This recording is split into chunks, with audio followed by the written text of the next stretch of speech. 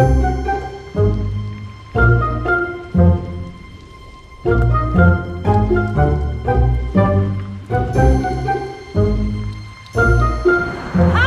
this is the Grave Adventures of the Holmes County Library Ladies.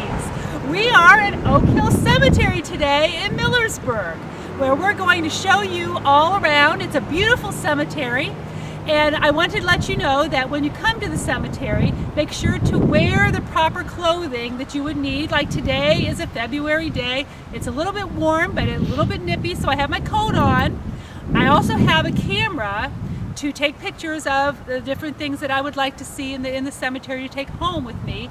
And also on these kind of yucky, slushy days, remember to wear your boots, because we're going to be slushing around and there's going to be a lot of mud and guck around the cemetery. So my name is Susan, and I'm going to be one of the Holmes County Library Ladies, and this is... Hi, my name's Michelle, and I'm the other Holmes County Library Lady here with you today at Oak Hill Cemetery in Millersburg. In addition to having a camera to take pictures of your relatives' tombstones and being dressed properly for the weather you might encounter, some other items you might want to consider would be a notebook to record some of the information off the tombstones that you find. You might also want to consider a pair of binoculars. Those will come in quite handy for perusing the hillsides for those elusive ancestor gravestones. If your car has a GPS or your phone, you might want to consider putting the coordinates of your ancestors' tombstones in the GPS system to make them easier to find on your next visit. And last but not least, no other cemetery visit would be complete without a bag of cough drops, because you know you must keep the coffin at bay. When you come to visit the cemetery, there are no pets allowed, no visits after dark. The rules are posted at the entrance of the cemetery here at Oak Hill. So now we invite you to join us for our tour of Oak Hill Cemetery.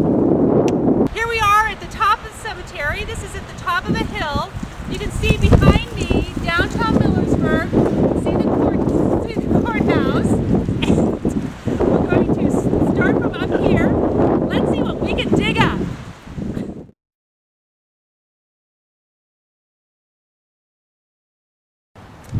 This is the tombstone of the Adams family. They were a very prominent family in town, financially and socially.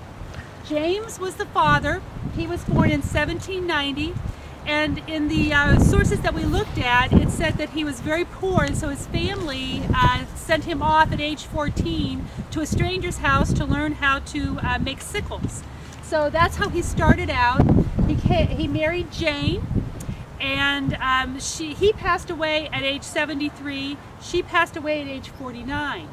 And we didn't know this. We did know that they had 6 children, but we didn't know that they had several children that died in infancy, which is quite interesting. They had John here, who was very young, Catherine and Albert. They all died very young, but they had 2 sons, one named Joseph and one named George. And we found George's tombstone way down at the end, and we'll talk about that a little bit later.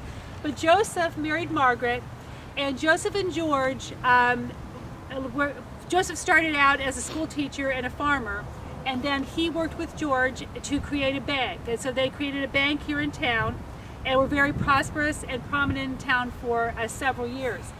And if you go around this tombstone, you'll see that they also had some children that we weren't aware of. Lulu Margaret, Jessie Jane, and an infant son. And then on the back, there is an infant Mildred. Forgot her name. Infant Mildred. So they had several children who died in infancy, but Joseph and George were very prominent in town, and they had the bank.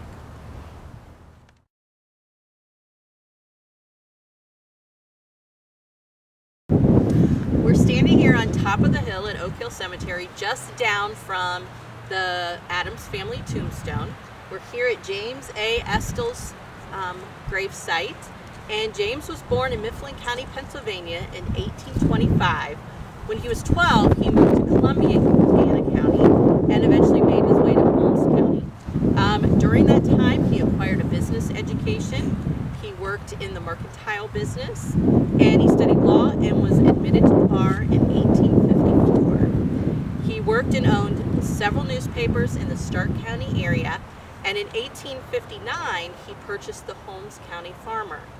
In 1863, he was elected probate judge of Holmes County, and in 1864 and in 1876, he was a delegate to the Democratic National Convention.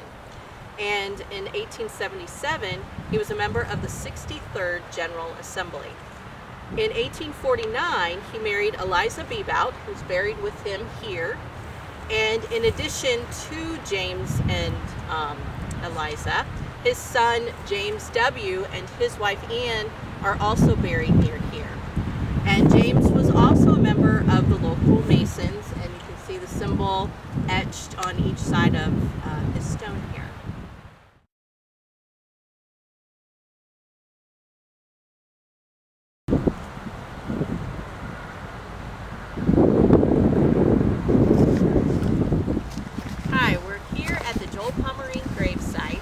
Just catty-cornered across the drive from the James Estel gravestone, just to kind of give you a reference point there. Dr. Joel Pomerine was a prominent citizen of Holmes County. He was also on the founding committee that created the Oak Hill Cemetery. During the Civil War, he was a soldier and contracted a pretty serious illness and was discharged and sent home. Dr. Pomerine comes from a long line of prominent Holmes County physicians, mainly based in the eastern part of the county. He went on to become Surgeon General to the governor in the state of Ohio. And upon his death at a young age of 55, his children bequeathed $10,000 to Millersburg in order to build a hospital, which there was a need. And there was a stipulation, however, that if in 10 years a hospital was not built, then that $10,000 would go to another cause. So it was nearly at the deadline when the federal government stepped in and gave the remaining monies needed to help start the Joel Pomerine Hospital. And today, all the citizens of Holmes County and the outskirts are served by the Pomerine Hospital here in Holmes County.